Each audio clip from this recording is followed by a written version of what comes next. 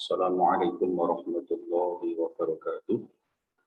Pada kesempatan kali ini kita akan mengkaji tentang studi fikih dengan pendekatan sosiologi. Ya, ada beberapa pendekatan yang nantinya akan kita kaji. Untuk kesempatan kali ini kita berbincang-bincang terkait fikih yang dikaji dari pendekatan sosiologi. Yang pertama kali kita membicarakan tentang sosiologi dan uruf. Secara terminologi, sosiologi adalah ilmu yang mempelajari struktur sosial dan proses-proses sosial termasuk perubahan-perubahan sosial. Katakanlah kalau sosiologi adalah ilmu tentang kemasyarakatan. Nah, ini sosiologi saya ambil contoh adalah masalah uruf atau adat atau budaya. Apa yang dimaksud dengan uruf itu? Uruf adalah apa yang dikenal oleh manusia dan mengulang-ulanginya dalam ucapan dan perbuatan sampai nantinya menjadi kebiasaan dan berlaku umum. Itu kira-kira pengertian tentang uruf, ya, atau dalam bahasa Arabnya dikatakan al-urfu huwa ma ta'arufa alaihi annas wa'tadahu fi aqwalihim wa af'alihim hatta syara dzalika mutaridan aw ghaliban. Atau dalam terjemahnya seperti yang sudah saya kemukakan tadi, ada sesuatu yang diulang-ulang, ya, sehingga itu menjadi sebuah kebiasaan dan berlaku untuk umum. Itu adalah definisi dari uruf. Saya mengambil contoh uruf ini karena sebuah adat, sebuah uruf dan sebuah budaya itu sudah menjadi bagian dari masyarakat tertentu, ya, masuk dalam kategori sosiologi. Yang kedua, ya, ini membahas tentang kaidah al-adat muhakamah. Adat yang diberlakukan untuk bisa menjadi hukum, seperti itu. Apakah nanti ada, pokoknya kalau ada tradisi apapun itu bisa masuk dalam kaidah al-adat muhakamah atau tidak. Nah, itu kita berbincang-bincang dengan itu, ya. Apakah nantinya sebuah adat yang jelek, sebuah adat yang bagus, sebuah adat yang cacat, sebuah adat yang bagus, itu masuk dalam kategori al-adat muhakamah atau tidak? Nah, ini selanjutnya kita membahas itu tentang al-adat muhakamah. Adat yang bisa diberlakukan untuk bisa menjadi hukum, begitu. Yang pertama itu adalah masalah tradisi, ya. Tradisi umum atau tradisi yang khusus nanti bisa ditetapkan sebagai hujah hukum. Karena tidak semua tradisi itu nanti bisa masuk dalam kategori kaidah al-adat muhakamah. Jadi tradisi, apakah tradisi itu umum ataukah tradisi khusus, tapi nanti bisa ditetapkan sebagai hukum hujah. Dan ini adalah yang masuk dalam kategori al-adat muhakamah. Yang kedua itu berkaitan dengan jika tidak ada dalil nas yang khusus yang melarang adat itu. Jika ada tradisi dalam masyarakat tertentu yang di situ diberlakukan, sudah berkali-kali dilakukan dan berlaku untuk umum, tetapi jika ada nas khusus yang melarang tentang tradisi tersebut, maka hukumnya tidak diperbolehkan. Misalnya ada hadis atau dalil Quran yang benar-benar khusus membahas tentang apa yang sudah dilakukan oleh masyarakat tertentu pada tradisinya. Kalau ada semacam itu, berarti tradisi itu gugur, tidak masuk pada al-adat muhakamah. Yang ketiga, itu memang, tadi yang kedua memang tidak ada dalil nas, artinya berarti lolos tradisi tersebut. Persyaratan yang kedua. Untuk persyaratan yang ketiga itu adalah atau ditemukan dalil tapi terlalu umum, dalilnya terlalu umum, tidak mengacu pada dalil khusus yang benar-benar melarang tentang tradisi tersebut. Misalnya tradisi apa ya, tradisi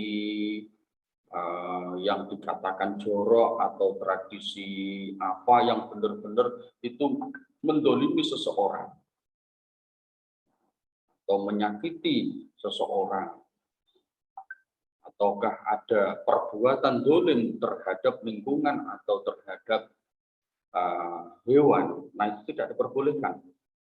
Gitu. Nah ini yang ketiga adalah atau ditemukan dalil, nah dalilnya tapi bersifat terlalu umum sehingga tidak bisa mengcover itu masuk dalam kategori dalil khusus.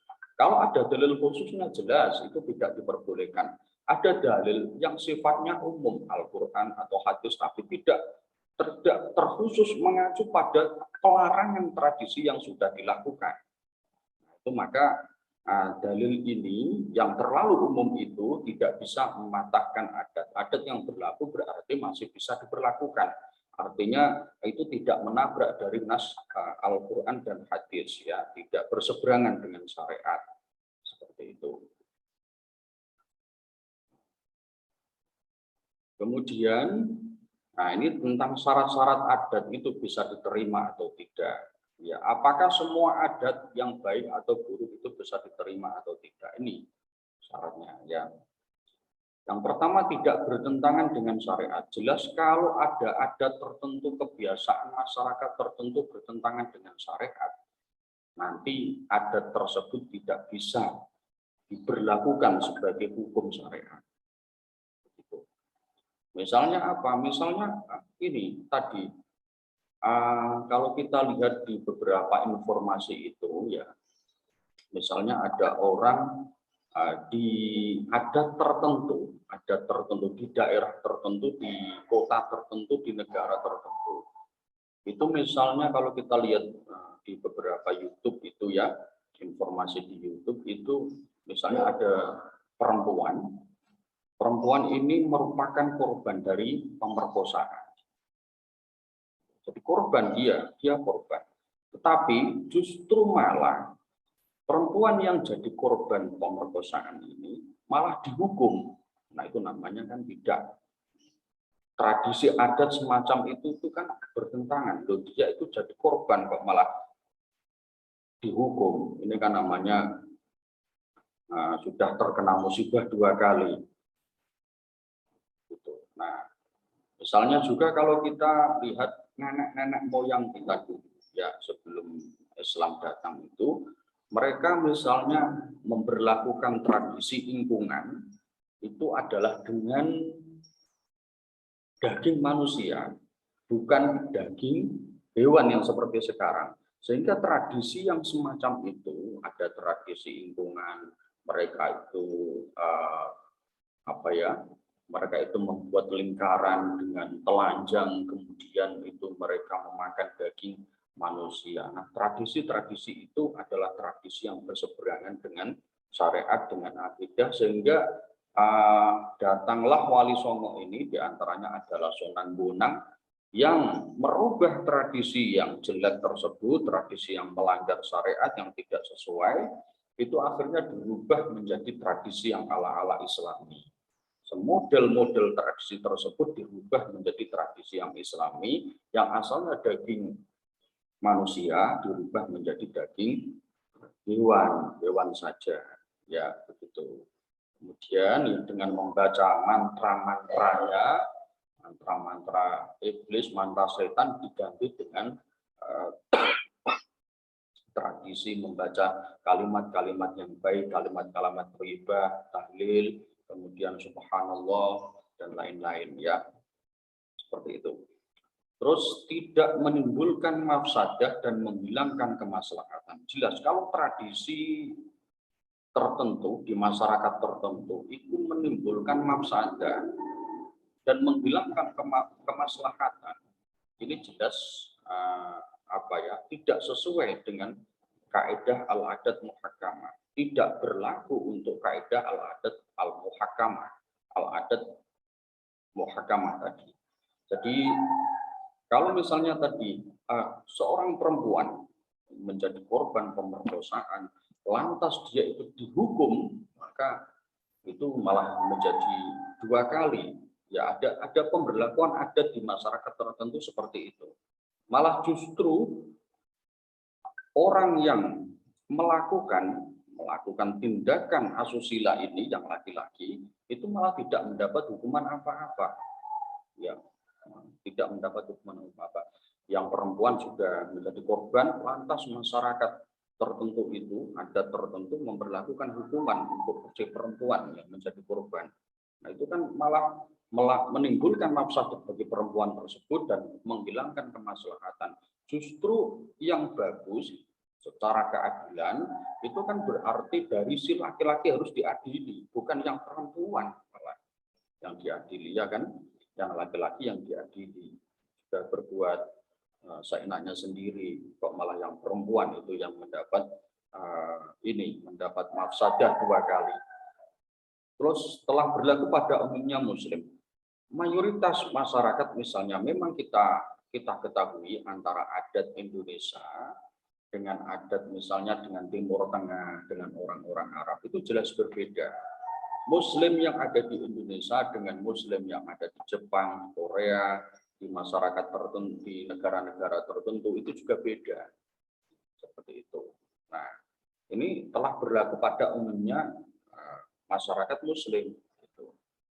Artinya banyak sekali orang yang melakukan adat itu. Terus tidak berlaku pada ibadah mandor. Kalau ibadah mandor itu adalah ibadah yang murni, artinya adalah sesuai dengan anjuran Rasulullah Shallallahu Alaihi Wasallam. Jadi Allah ketika mewahyukan kepada Rasulullah itu kalau aturannya seperti itu, ya kalau aturannya seperti itu, kalau mulai wudhu sampai sholat, sampai ini zakat, sampai haji, kalau aturannya seperti itu ya, misalnya kalau ini mahdo itu berarti misalnya tentang sholat ya, tentang sholat. Kalau aturan sholat seperti itu tidak bisa dirubah-rubah. Tidak mungkin kalau sholat itu sholat zuhur jumlahnya adalah 4 rakaat, Anda tambahi sendiri. Saya masih semangat untuk sholat sehingga saya menambah menjadi 5 rakaat, itu tidak bisa. Kalau misalnya ada adat tertentu menambah sholat zuhur menjadi 5 rakaat, itu berarti melanggar syariat namanya, tidak sesuai dengan ketentuan yang digariskan oleh Allah dan Rasulnya. Atau memang dalam keadaan malas, dalam keadaan sakit atau apa, juga meringkas yang asalnya sholat itu zuhur adalah 4 rakaat diringkas menjadi 3 rakaat. Ini kan nggak bisa. Gitu. Untuk yang terakhir persyaratannya sudah memasyarakat ketika akan ditetapkan hukumnya ya. Ini sudah berlaku di masyarakat tertentu sehingga dan diulang-ulang terus sehingga kalau ini bisa dicetuskan menjadi hukum, dibuat patokan hukum itu sudah oke. Kalau tidak populer, tidak viral, tidak selalu diberlakukan di masyarakat, kok ujuk-ujuk langsung ditetapkan sebagai hukum, itu kan nggak bisa. Ya, jadi bukan sebagai adat, itu kayak semacam baru pemikiran ya. Oke, contoh sekarang menginjak tentang contoh aplikasi kaidah untuk kaidah al-adat muhakamah di masyarakat itu contohnya adalah di Indonesia. Di Indonesia itu jual beli telur caranya adalah dengan ditakar. Ditakar. Kalau ini ya, ini di Mesir ya. Ini di Mesir itu dengan cara dihitung jumlahnya atau lusinan. Kalau di Indonesia itu membeli telur dengan cara ditakar ya, berapa gitu, takarannya berapa, ini seperapat, ini setengah, atau ini sekilo. Nah itu namanya jual beli telur dengan cara ditakar. Kalau seperapat misalnya dapat 4 atau seperapat itu seperempat itu dapat 5, 2, nah, itu namanya ditakar ya, dengan cara ditimbang begitu. Tapi kalau di Mesir, orang-orang Mesir itu mereka di sana kalau membeli telur dengan cara dihitung jumlahnya. atau lusinan ya, dengan cara menghitung jumlah.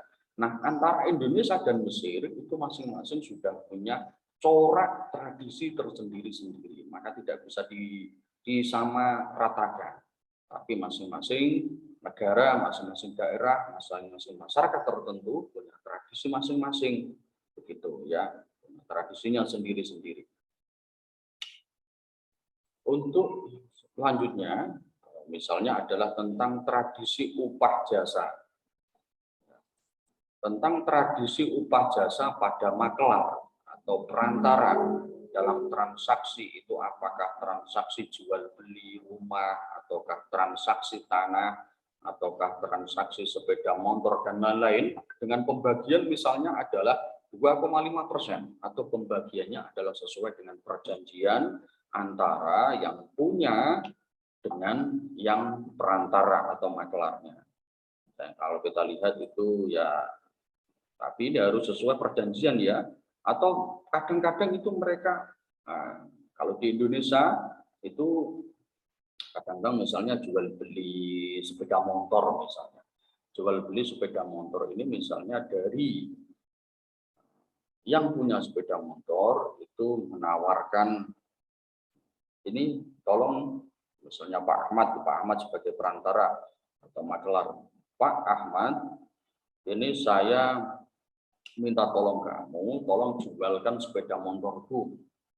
Nanti misalnya kalau sepeda motor Supra berkisar 10 juta. Lah, itu pokoknya nanti saya menerima uang dari kamu, itu jumlahnya dengan jumlah bersih 10 juta. Terserah kamu Pak, kamu jual dengan model berapa, 11 juta atau 12 juta, monggo. Ada kadang kan seperti itu, sehingga si makelar ini bisa menawarkan jumlah dari lebih dari 10 juta. Itu kalau perjanjiannya semacam itu. Ada juga yang modal perjanjiannya kan, ini tolong sepeda motor dijual dengan harga 12 juta. Nanti kalau itu bisa laku 12 juta, maka yang 2 juta atau yang 1 juta itu menjadi upah kamu. Ada model seperti itu. Nah, itu boleh saja karena tradisi itu sudah biasa di Indonesia ya. Ada pihak ketiga sebagai perantara yang mencarikan pembeli. Selanjutnya itu adalah misalnya jual beli mut'ah ya. Di sini dikatakan jual belinya itu berarti jual beli yang tidak seperti, maaf ini bukan mu'atoh ya, mu'atoh.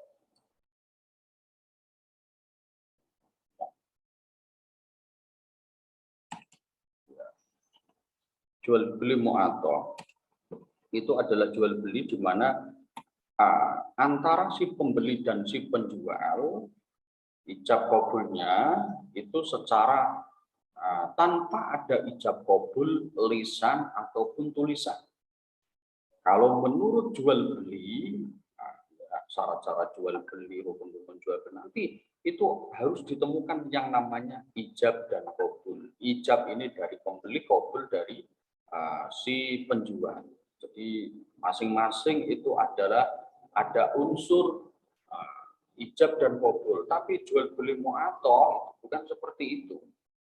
Tanpa ada lisan dan tanpa ada tulisan, pokoknya itu sudah ada uang dan sudah ada barang, masing-masing keduanya itu adalah saling ridho. Misalnya kalau di pasar ya, pembeli itu menggantungkan baju sebagai baju pajangan untuk dijual. Kemudian ini si Ahmad itu datang ke situ, ke pasar. Nah, dengan memilih-pilih baju, misalnya baju yang dipilih adalah baju A. Baju A ini adalah baju batik. Nah, si Ahmad itu mengasihkan uang, misalnya uangnya adalah 50.000.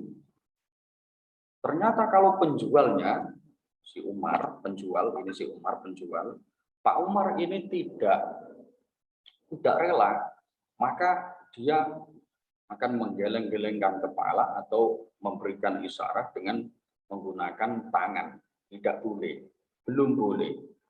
Nah, kemudian si Ahmad ini menambah harganya misalnya 60. Kalau Pak Ahmad sudah oke, meskipun tidak menggunakan kata-kata apapun atau tanpa tulisan, berarti antara kedua belah pihak sudah saling antarodin, saling merelakan. Berarti Pak Ahmad mengasihkan uang 60.000 dan si Pak Umar itu mengasihkan baju yang dijual tadi. Itu jual beli yang model mu'atok ya. Biasanya diperlakukan dulu, ini zaman masyarakat dulu gitu.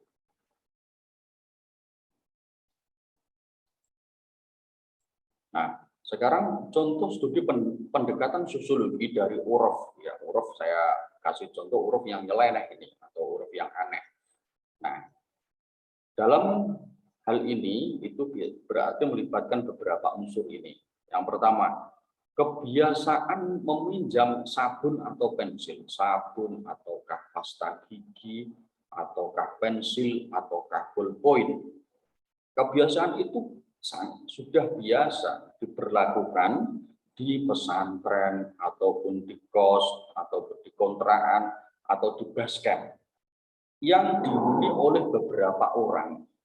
Kontrakan dihuni beberapa orang, ini saling kenal atau saling tidak kenal antar teman ya. Kemudian ketika cara mereka meminjam, apakah itu pensil atau itu ballpoint ataukah itu sesuatu yang biasa dipinjamkan, itu dengan memakai sigot kata meminjam. Saya meminjam pensilmu, saya meminjam pulpenmu, begitu. Singgotnya singgot meminjam, bukan singgot meminta. Kalau meminta, saya minta pensil. Saya minta pensil. Kalau saya minta pensil berarti pensil. Kalau di sini berarti pensilnya itu dikasihkan. Kalau dikasihkan berarti tidak kembali kepada yang punya. Bahasanya seringkali keliru. Bahasanya adalah dengan menggunakan kata meminjam. Saya meminjam sabunmu, begitu. Nah, kalau istilah meminjam itu memang kalau dalam literatur fikih harus dibedakan antara meminjam dan meminta. Kalau meminta itu berarti barangnya itu diminta atau kurang. Terus kalau meminjam itu barangnya sama sekali tidak boleh kurang. Tetapi kenyataannya di Indonesia, di tradisi Indonesia, di pesantren, di kontrakan atau di basecamp, kalau meminjam itu berarti barangnya itu dipinjam, terus kemudian barangnya itu kurang. Kalau sabun misalnya dipakai, baik itu sabun cair ataukah sabun batangan, itu berarti kan ada barang yang kurang. Beda kalau meminjam, ini barangnya tidak kurang, tapi digunakan untuk manfaatnya. Pinjam grey atau pinjam obeng, nah itu kan meminjam nanti dikembalikan, tapi kan tidak kurang. Nah kalau praktek seperti ini di Indonesia, itu seringkali meminjam sabun, sabunnya kurang, meminjam pensil, pensilnya kurang, ya kan isinya nanti kurang. Nah, seperti itu, ataukah meminjam ballpoint, ataukah meminjam setip, itu ya, itu nanti kan barangnya kurang, meskipun kurangnya kurang sedikit. Kalau kurang banyak dirampok namanya pinjam, tapi barangnya banyak yang kurang itu berarti kan perampokan massal. Nah, kalau kasus seperti ini di Indonesia, bagaimana menghukuminya untuk kasus seperti ini?